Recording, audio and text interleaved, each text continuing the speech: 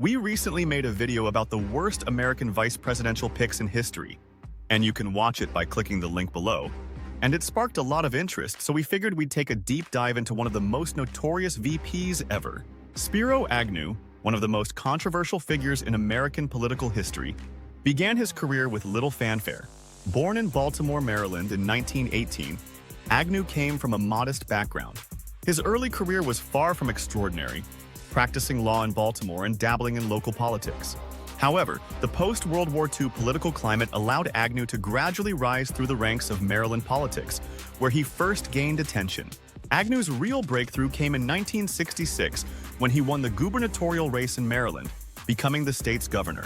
His campaign attracted attention for his stance on law and order, which resonated with voters who felt the 1960s were defined by social unrest and civil rights protests. Agnew, who had initially seemed relatively progressive by calling out segregationist elements in his state, soon pivoted to a tough stance on dissenters, gaining him a reputation as a law and order politician. When Richard Nixon was looking for a running mate in 1968, he needed someone who could appeal to both the traditional Republican base and conservative Democrats, especially those turned off by the countercultural revolution. Agnew seemed like the perfect fit. Though relatively unknown on the national stage, Nixon saw in Agnew a figure who could energize his silent majority, the voters who felt alienated by the civil rights movement and anti-war protests. As vice president, Agnew quickly became known for his fiery speeches. He lashed out at the media, calling them nattering nabobs of negativism, and railed against intellectuals and activists, labeling them as threats to the American way of life. His brash and divisive style won him fans among conservative voters, but also drew fierce criticism from liberals and the press. Nixon used Agnew as his attack dog, allowing him to do the dirty work while Nixon maintained a more presidential image. However, Agnew's career began to unravel in 1973. Investigations into political corruption in Maryland revealed that Agnew had been involved in bribery schemes dating back to his time as governor. These accusations shocked the nation, as Agnew had carefully cultivated a tough-on-crime image. The evidence against him was overwhelming.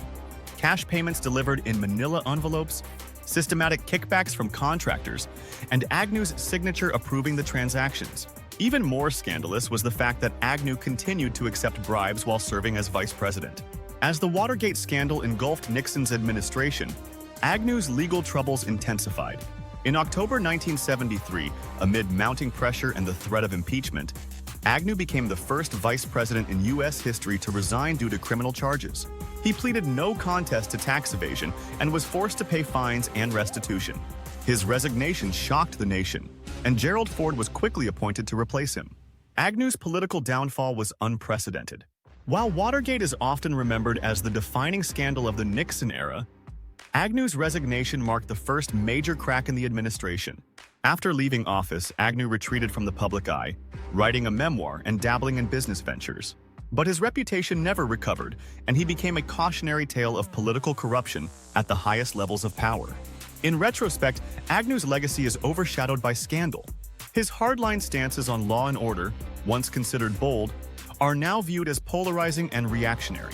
His attacks on the media and intellectuals foreshadowed the populist rhetoric that would become more prominent in later political movements. Agnew's fall from grace also served as a reminder that corruption and criminality can reach even the highest offices in the land, and his resignation was a prelude to the greater political drama that would soon engulf Nixon himself.